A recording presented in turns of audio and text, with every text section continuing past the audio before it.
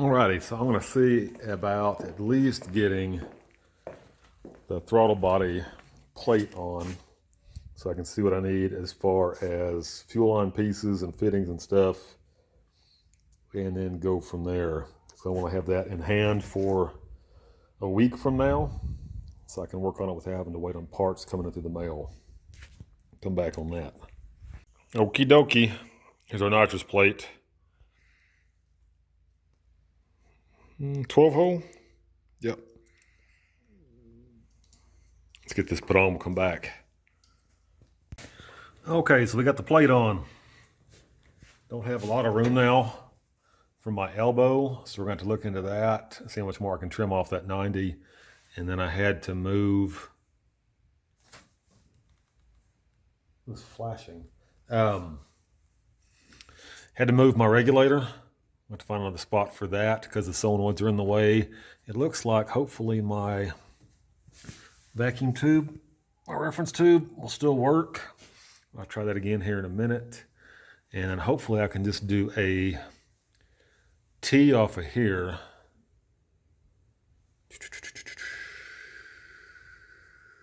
Yes, that should work. A T off of here. Go to the regulator with one side and then come out and go to the fuel solenoid with the other. That's what we're going to try to do. All right, so it fits barely. We're pretty much out of what we can trim off of this 90-degree elbow.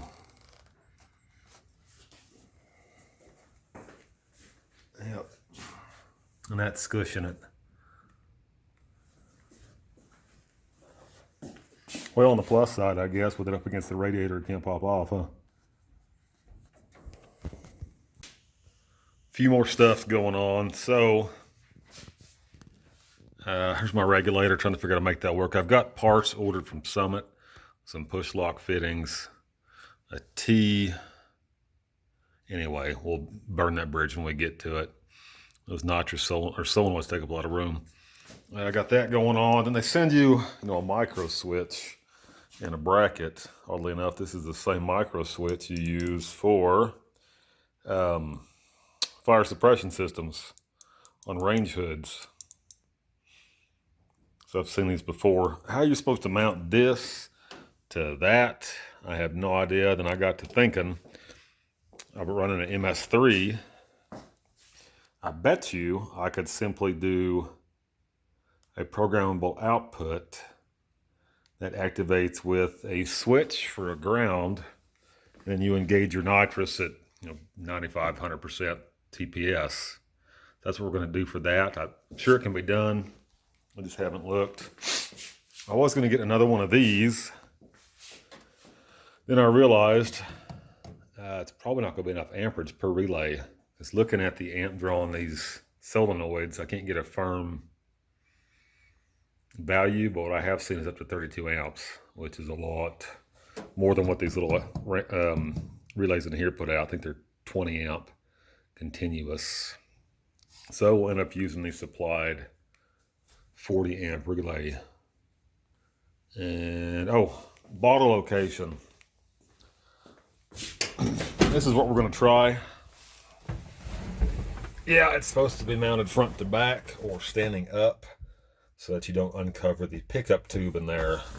But I can reach the valve from the seat, and there really is nowhere else to put it other than the bed, which I don't want to do because this is, street truck.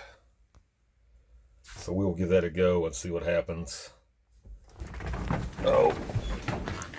Next week when we're home, chilling, and I have all the parts in. Okay, back on the nitrous install. My wife is headed down to the big town of Farmtown to get my nitrous bottle. He couldn't quite get it filled yesterday. So I'm looking at how to get this enabled off of my MS3. Got a couple options here. You have actual, nitrous system settings you can use here. I don't think I'm going to use it. I think what I'm going to do is turn that off.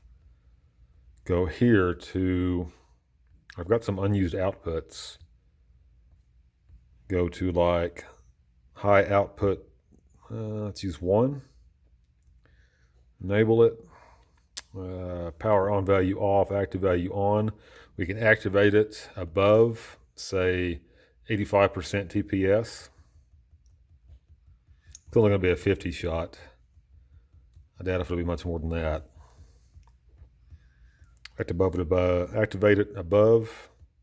Let's do 85%. And then additional condition, we want it below, because we're going to kick the nitrous, turn the nitrous off once it actually gets up into the boost. And we can do map. I need to look at the data logs and see where the boost really starts moving.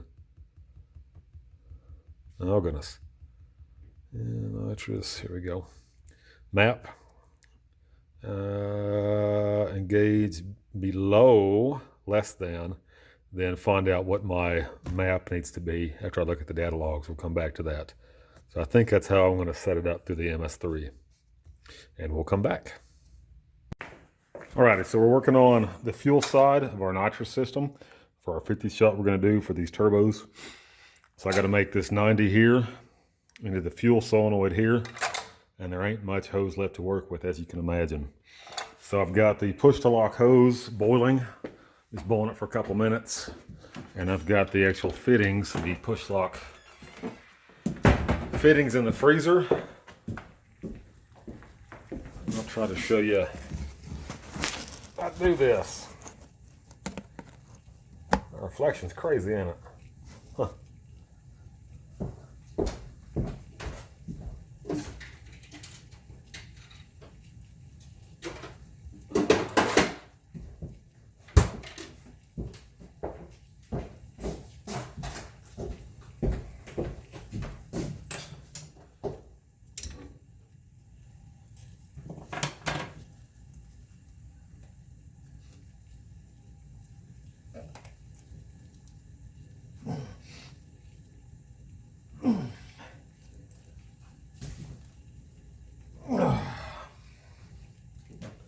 You want to get your hose all the way up into that collar. To go for the straight fitting, see if we got the hose long enough this time. Last time it was too short.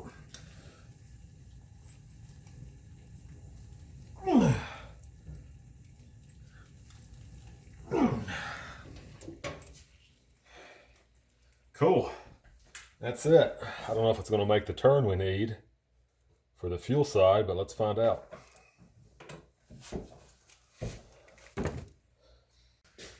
All right, so we made it, and it ain't by much.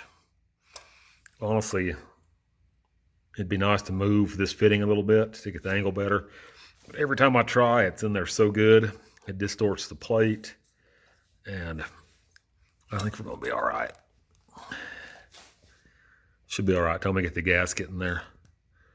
Now I just got to get this T and try to fit my regulator back in here in this void that's left with the solenoids. Get the return line hooked up and still get the nitrous feed line through here as well. Plus my reference for all my vacuum and boost stuff right here. It's gonna be fun. Okay, so I left the lift plate on. The last couple times I've had this motor in and out right there.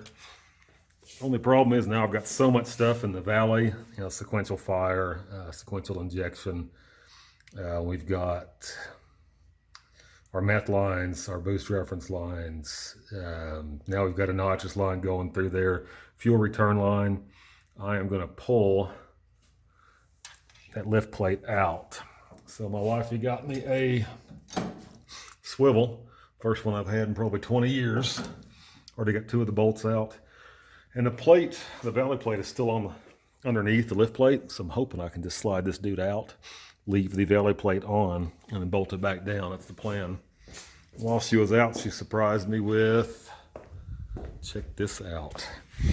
Even though you drop like $1,500 on a ECU, they don't send you a paper manual. You get the computer crap. I like paper because I'm old. So that was from my wifey. That's awesome. Alrighty, I got the plate out. Had to cut the front 2 inches off of it to get it to clear the radiator. But she came out. We got a lot more room underneath the intake now. Retorch back down. Had to pull the oil sending unit, which you can barely see off in there, to get to the last bolt, but it's done and it's out. On to the next step. Alrighty, so my original port I had for vacuum and boost was right here behind the throttle blade, but it hits the nitrous solenoids now. So I'm gonna pull the top off this high ram, see if I can get it moved in here somewhere, and we'll come back when it's off. Okay, it is Thursday morning. I can't really see my port work down there. Long runners though. Probably not the greatest port work. I was still drinking at the time.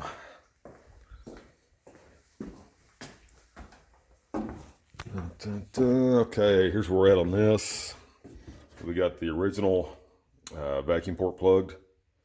Got the new one drilled and tapped.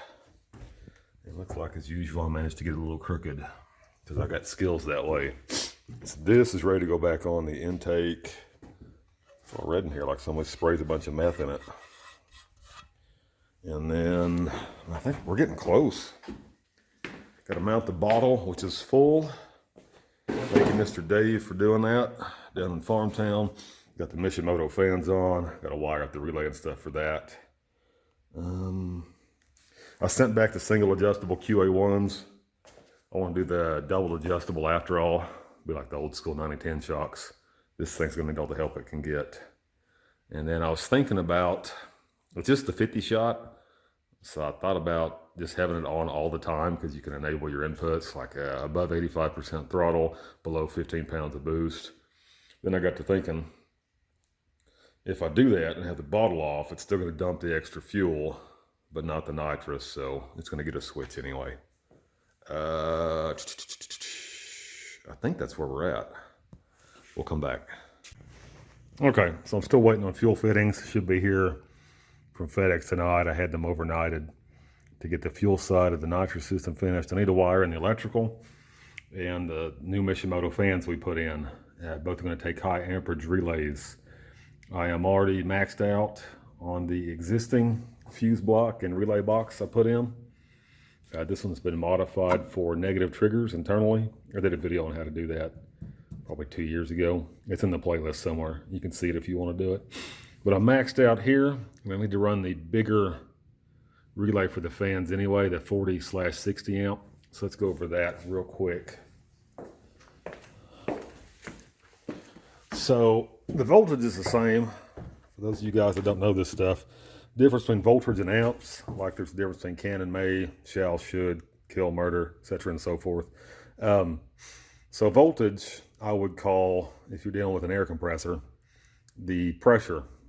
And then the amperage would be your volume, your CFM. So just because I can run, you notice there's two different gauge wires on this. Black and green are one larger gauge, that's your high amperage side, but the same voltage. And then you got your smaller gauge wires here, that you run the same voltage on, but less amperage. So just because I can run 12 volts through this, don't mean I can run 40 amps through it. But I could on this. Okay, so we're gonna go through hooking this up. This is your standard style. It's a 5-pin relay. They're only using 4 pins on it. So what we've got here in the MS3 manual, my wife printed off for me, is how to do relays. It's pretty simple, honestly. So you got your always hot that goes to one side of your relay. For the actual switching part, you're just passing the hot leg through the high amperage side of the relay. Then you trigger it with the low amperage, same voltage side, say off of a key switch, or if it's going through your ECU, like here, it would internally ground it and complete the circuit. Hang on. Always bad timing. And then your MS3 would internally ground it to complete the circuit and engage this relay for your injectors. So the high amperage side is going to be your 30 and your 87. So you just pass the hot leg of whatever you're trying to feed, like the injectors or perhaps the fuel pumps, because they're going to pull a lot more amperage than your injectors are. See if I can get this pigtail off here without ripping it out. Hang on. So there's your pins. You can see they're marked. The high amperage side is going to be the 30. and the 87. You're not using the 87A. Then to trigger that, for that relay to close, you put your low voltage stuff on the 85 and the 86. Yes. So your hot would come in on the 85 from like your switch. And then if you're going to a ground, or perhaps you're going through another switch and it's triggered off the ground, so your switch would go in here. You just run the negative leg through it. And then when it goes closed, it gives you your ground, which would then close this and give you your high amperage to, say, your fuel pump or your electric fans and so on. Hopefully that makes sense. It makes sense once you get in there and start doing it. She's almost back together. Got all my fuel line parts. I'm working on that. Got my relay in for my nitrous, mainline fuse for my nitrous.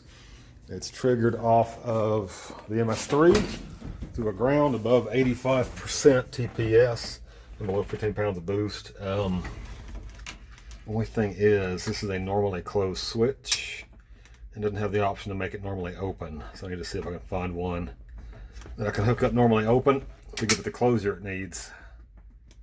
That I got to drive around with it open looking all goofy.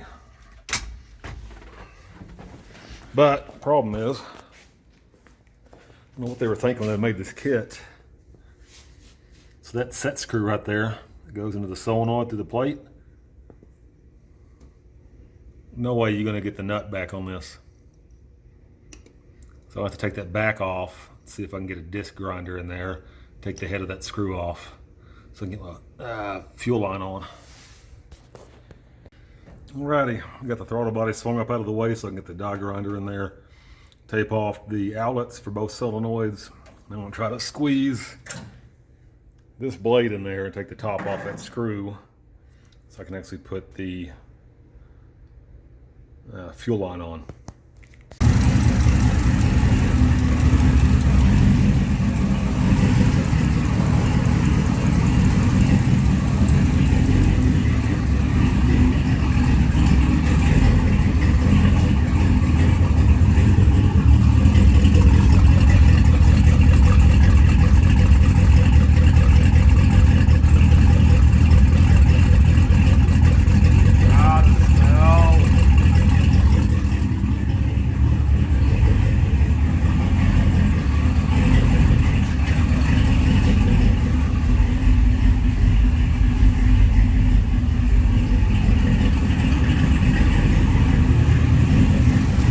So pretty.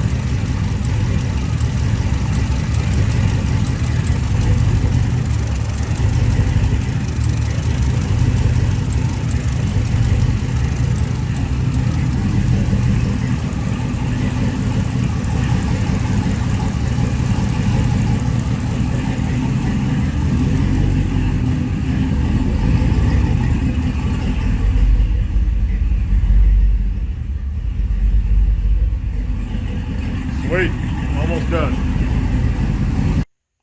Good morning. Saturday morning.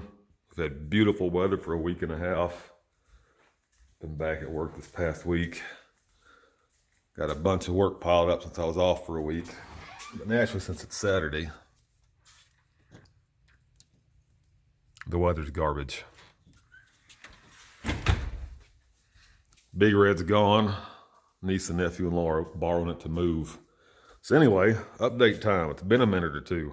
We got the fans put in. We got the nitrous finished. Last weekend, I did get to try that 50 shot of nitrous. It will actually, from a stop, it spins the 1450s. We got more work to do with that. In the meantime, I've gone ahead and jetted it up to a 75 shot, which I haven't gotten to try yet. But I was looking at my dad logs when I hit the nitrous and it goes lean. So what I did for now, it's got a 041 nitrous jet in it, but I went extra fat on the fuel side and put a 027 fuel jet in it. Make sure it's nice and rich. L33s are expensive. Couldn't really figure out where the jets went. Couldn't get a reply back from Nitrous Outlet. Ended up putting them in here because it's the only place they go. It seems like they were in backwards, but apparently they weren't, because they do indeed work. Here's how my fuel side ended up. 90 here, 90 here. Roosters are talking. And the regulator, we just moved off to the passenger side a little bit. Everything fits all nice and neat. I'm forgetting something. Oh, as soon as we hit this thing with the bottle pressure, we had a leak on the nitrous solenoid because this set screw right there, which is for your purge, well, they ran it in there but didn't anti-seize it. So naturally it seized and you didn't get a good seal. Pulled it out, put some anti-seize on it, ran it back in, it tightened up nice and good, no more leak. 40 amp relay, inline fuse for the nitrous, triggered off of one of my high outputs on the MS3. I think we ended up putting that one on, yes, high output 2.